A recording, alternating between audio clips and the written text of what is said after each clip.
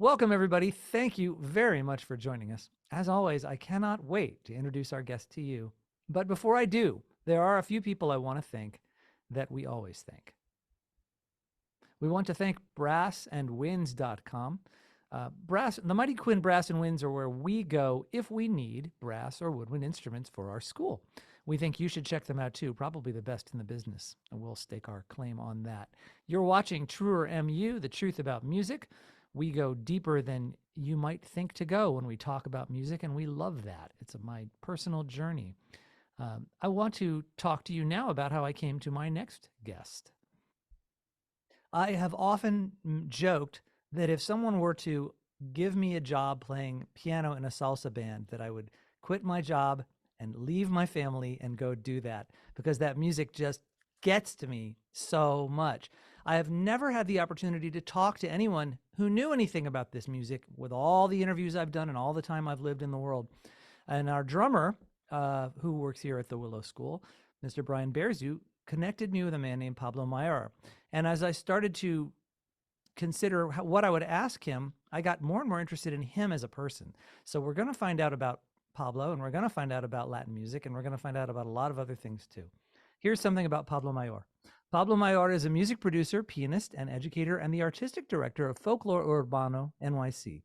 He is the founder and producer of NYC's Colombian Music Festival Encuentro NYC, and the only non-Puerto Rican member of Los Planeros de Vientuno, to name just one ensemble. He is the winner of the 2020 Artist Award from Arts Westchester. Pablo Mayer, welcome to our show. Thank you, Adam. A pleasure to be here. It's a pleasure to have you. I'm so excited about this conversation, I cannot tell you.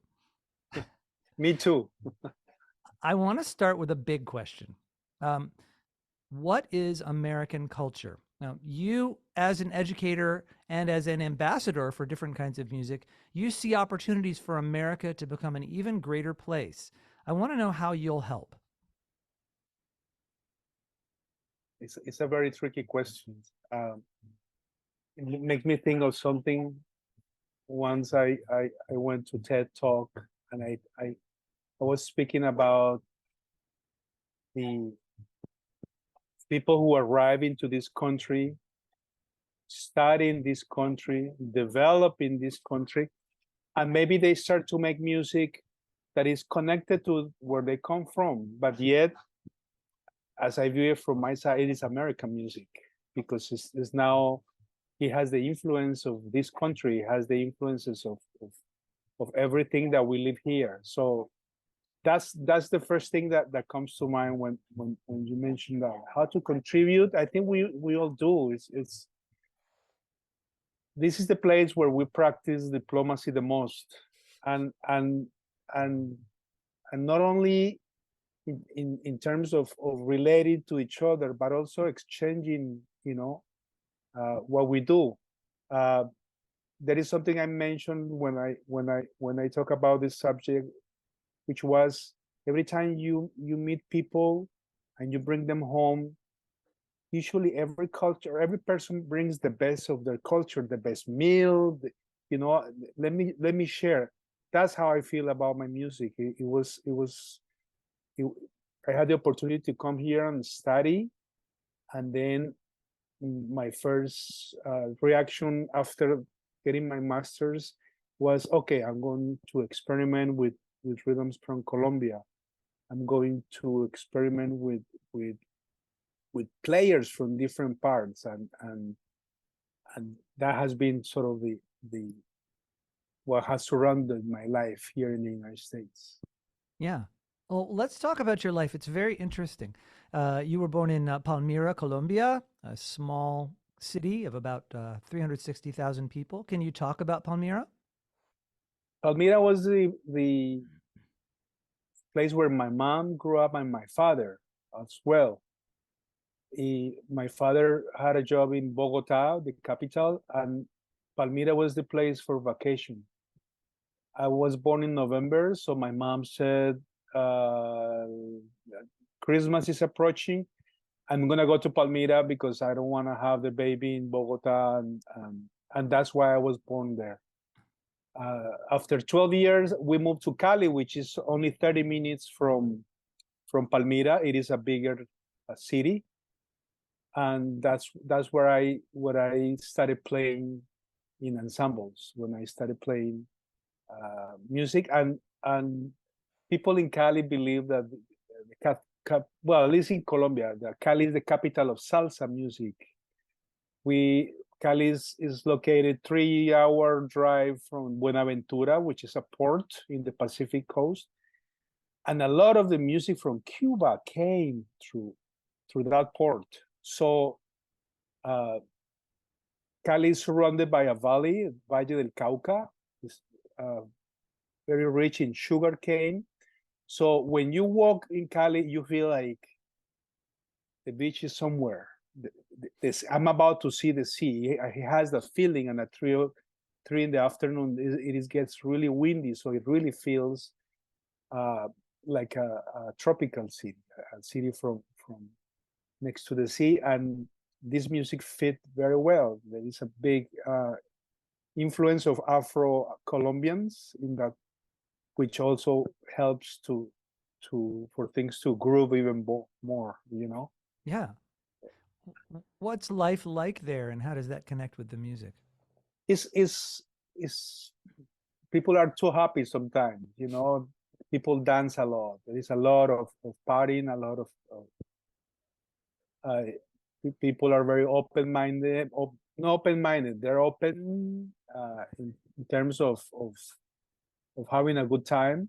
And music is very much part. Dance is very much part that of that culture. Yeah. As in formal dance, partner dance, dancing, ceremonial dance. What kind of dance? Great question.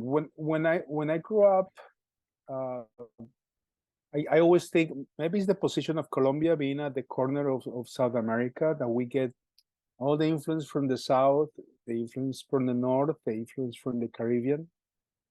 So musicians in Colombia are versatile. Then you get the Shakiras and the Juanes, people who ended up doing pop music or music that is not really Colombian.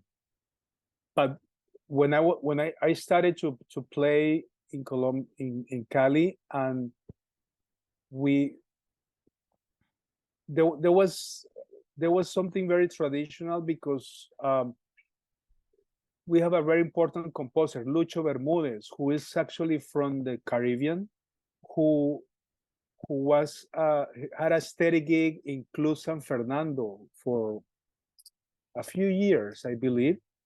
And he was a great composer, and he his music became hymns. His music became so important that when I started playing music, when we played Lucho Bermudez, we were very formal about it. So I learned about the music from the Caribbean that way. But we also play merengues, and we play salsas, and all the music that was going on. That was a tradition from quinceañeras, the parties for 15-year-old kids, or weddings, and all of this. That was part of what we were supposed to do. We had to. It was a cover band, basically, a Uh-huh. cover band concept. So I was exposed to all of that, and I'm Yeah. thankful for it. And you ended up going to study jazz in the United States at the University of North Texas. Yeah. Well, that's a bit of a turn. You have all this great music and you have a happy country. What'd you come here for? Well, it took some time.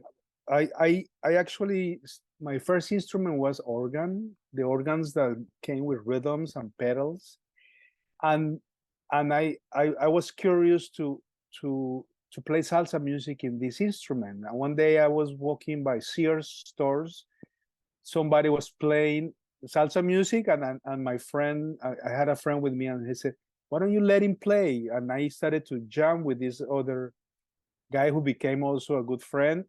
I got a gig. They offered me a gig playing for Yamaha 3 days a week. My grades actually went up. I organized my life much better. I had an incentive. It was something very good for me. And then once I graduated from high school, I'd say, okay, I want to study music. So I went to del Valle, which is the university that we had in Cali at that moment. And I was there for 3 semesters, and I said, no, I want to study jazz. And there was a teacher, Cicerón Marmolejo, who studied at Berkeley College of Music by correspondence. He learned all, and he was teaching harmony. So I went with them, and I started just playing until I was getting in better bands. I got a every night gig for like a year, which it almost killed me because gigs were from 9 to like 4 a.m. Oh my every God. day, except for one day or Mondays. But it was really good for me because I was playing every day, and I was getting better, and I had the salsa going on, and I had the, the attempt to study jazz. That took 5 years until one day I said I have to leave because I was playing with the best band there, and I said it's time for me to leave. And things started to work out, and I ended up kind of by accident at the University of North Texas, where so from there I was listening to Stan Kenton music and all this, which was it was shocking because what attracted me to jazz first, there were two wings. One was Brazilian music, and also I had a good friend who was very advanced. And I remember I said, I think I want to study jazz, and he said, all right, buy this record, and it was Chick Corea Three Quartets, and I listened to it once, and I put it away for a few months. I couldn't handle it. Yeah, I know that feeling. So So you studied jazz at University of Texas. You got your bachelor's in music, and then you went back to Columbia for a year. yeah, I also got my master's in Oh, jazz okay. arranging. Oh, And wow. then I went back to Colombia. I was saying goodbye. I said, I'm done. I think I wanna go back to Colombia. And I called Universidad Javeriana in Bogota. I called just to say, look, I've been a TA because I was gigging. I had been training a lot of bass players on how to play salsa music. Yeah. So I said, I cannot enjoy teaching. If you have a day where I could meet with students, and I love to teach. And actually, Maestro Toño Arnedo, who was the director of the jazz department, had left.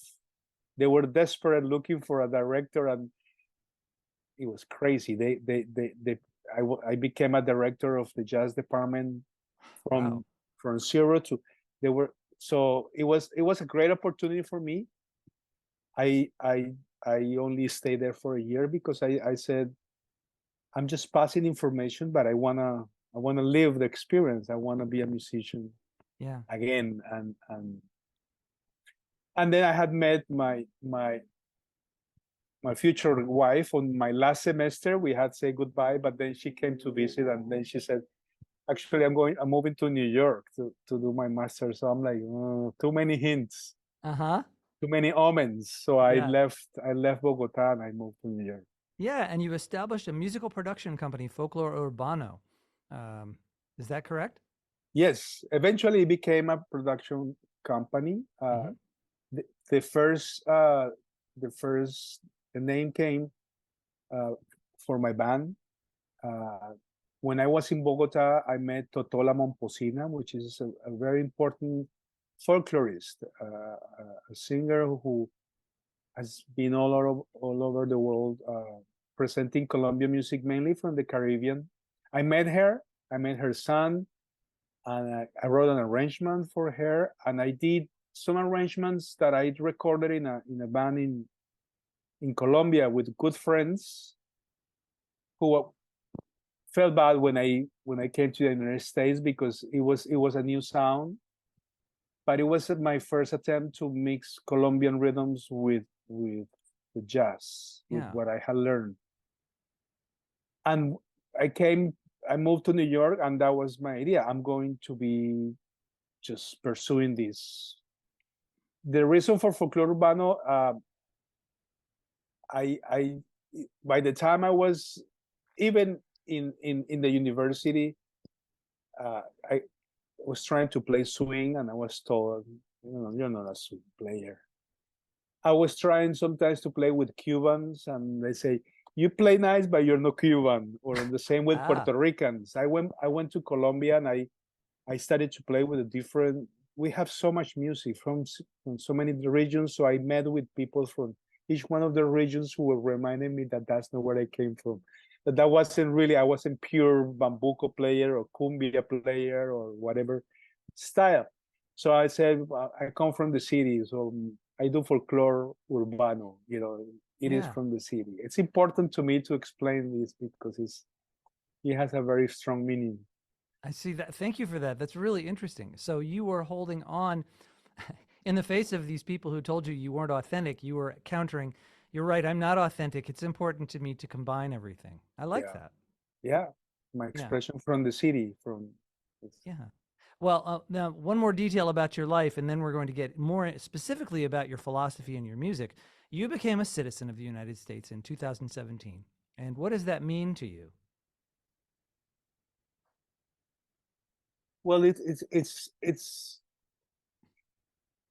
was something it was a very strong sensation. I now hear the national anthem, and I feel that I have earned uh, my place here, and that I care about this land, and that's my initial reaction to it. Is much love, and I feel thankful, and I feel that yeah, I have an accent. I represent Colombians, but I also represent this country, and I try to do it well. Yeah. I want to ask you to tell a funny story you mentioned in one of your interviews about learning to iron your own clothes. Can you tell this story? I don't know where you got that from, but well, it's one of the things I feel like I have privilege growing up in Colombia. I had someone who cooked for me and ironed my clothes, and and it was my future wife's recital. She was her family came, and her family came to meet me. I from Bogota, I went to Denton, Texas, to meet her family, and my clothes were wrinkled. So I asked her, can you iron my clothes? And she said, I'm not very domestic, so I'm gonna have to, and I had to learn to do it. So that was my first hint. Uh-huh. What was coming? Your first, so okay, your first hint, what was coming? Tell us. Uh, I intended for this to be a joke that my wife, Sure. but I do my dishes, and I clean my room, and Mm. I'm So this, it's this act of taking care of yourself more fully, being yeah, more responsible for yourself. exactly. So that's a profound story that you told, and I don't think it's an accident. How does that connect to your development as a musician and an artist? It's is the order that is needed in everything. The the search for presenting yourself the best way, presenting your music the best way, and in order to do that, you have to have order and discipline to accomplish that. Especially in this career that involves so many things: producing, rehearsing, writing, uh, you know, contacting, doing business, presenting yourself, speaking. It's really hard. It's a challenge for me. Well, you do it well, so you seem to have learned very well. Uh, let's talk about your music. Let's talk about jazz in particular. We know now that you are a jazz musician. Uh, you have an insight to jazz that maybe some jazz musicians don't because you came to it from outside the country, but you've adopted it fully and you've even incorporated the spirit of jazz into the cultural music that you were born with and to the other musics that you are closer in access to than I might be, for instance. Jazz is exported all over the world now, but what does it mean to us as Americans? Well, the first thing that comes to mind is the concept of improvisation, and improvising is is a human uh, need, and improvisation scares many. And one of the things that I learned from so many years studying music, seeing incredible players, and and then looking to the music from my country, full of incredible rhythms. Uh, the first thing that came to mind for me was, okay, I want to learn harmonies. I want to learn a lot of I want to understand all the chord changes, because I was in love with what you could do. And that then the next step was to try to incorporate um, those harmonies to these rhythms, which originally are rhythms that are, all music from Colombia is focused on dance.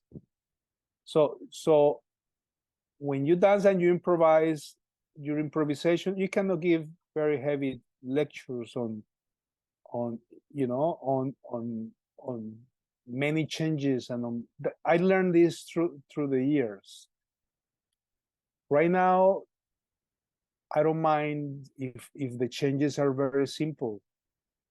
I have concluded from my point of view that rhythm is rhythm is everything. Rhythm is in the language. Rhythm in the in the way people speak is what gives you an idea of a culture. Uh, so I'm trying to improvise with a Colombian accent. When I played salsa music, I tried to think in those terms as well, and it's very difficult right now. Tomorrow we have the rehearsal, but on Friday, Los Pleneros de la 21 are gonna have their 40th a concert of their 40th anniversary. Wow. And one of the hardest part for me is trying, I'm not trying anymore, but my attempt to sound Puerto Rican when I play the piano, or to sound like the cuatro, which is their one of their string instruments that gives such a flavor to the music, and it's really hard. I I I feel I started. There was a point when I said, I'm not gonna do jazz. I'm not gonna be pushing for jazz for the next harmonies, or to try to compete with Chick Corea or Brad Mehldau, or with the people who are doing, the contemporary jazz. I I I learned a lot of. I got a lot of information, and my hopes have been to produce music that has a balance, that is that people can listen to it and get something, with harmonies, that people can hear a melody and feel it catchy, that they could repeat, and then if people want to dance, because that's been part of my culture, that they can dance. It's very difficult. Brazilians have accomplished that, and Cubans have, of course, as well. Have That's sort of accomplished what? Have accomplished what, please? some sort of balance of the balance of dance and good changes, Yeah. and good melodies and good lyrics. Tango music, I have to say, accomplished that as well. And American music, which goes to your question, I want to say that American music has been the model for the world for many years. I don't know how it is now. I don't listen to pop music as much as I used to, uh, because the mind is now trying to create something that could be fresh. But I would like to have young people like my music, and that's something we'll see. But the goal is to create quality, and jazz becomes a source of information, and elements from jazz have been feeding the music that I do. I'm glad you mentioned this balance. I was going to ask you if these musics, for instance, the music we're going to be talking about, if they could be discussed away from the dances that go with them at all. Is that even possible? Well, I I I say it, and some people have said it to me. My place in categories is right in the cracks. I don't. My music is not sophisticated enough to be jazz music. It's not danceable enough to be that danceable music. It's always in the middle, but uh, it's something that eventually people acquire the taste for. They listen to it, and then they start to pay attention, and usually get feedback. So, oh, I'm kind of enjoying your music. It's nice to, Yeah. etc., etc. But it's not. It doesn't belong to one whole category, one I have two specific. examples of that, and I'd like to, you can maybe talk about them. One is Fefita Danzon. You have a very mixed solo that I heard. It was just like the piece. The piece was very mixed, and then your solo was also very mixed. Can you talk about your thinking on that piece? The fita is a Cuban standard. It's a piece that comes from a style that is started at the beginning of 1900s. It is the predecessor of cha-cha-cha, and play with Orchestra Broadway, which has been an honor for me for more than 20 years performing with this band. There is some formality when this music is played, but at the same time, it's been the tradition that there is a piano solo always in this type of danzones, and yeah, I'm mixing different things. I'm attempting to mix uh, jazz and with the rhythm and with the colors and the orchestration of Cuban piano, which is the use of octaves and the use of their arpeggios, and yeah, I don't know what else. No, that's fine. Let me throw another one at you. Mercado en Domingo. I actually think I hear klezmer in there, if I'm not mistaken. I mean, it's Well, okay, Mercado Domingo is a composition. It is one of I want to mention this because when the day we were recording the piece, one person came to me and said, I love the piece because it's like New Orleans meets Colombia.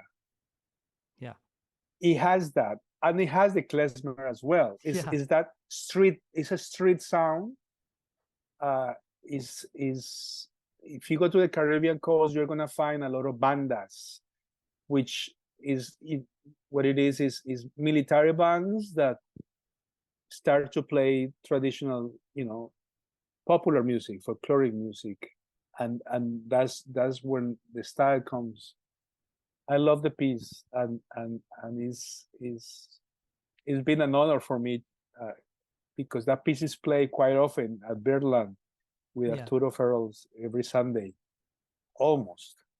So, and again, it's sort of in the cracks. Arturo mixes sometimes really intellectual music, and sometimes he does a lot of drummings, or he does different styles. But that piece always comes. I was told, to kind of lift the spirits, and that makes me very happy. Yeah,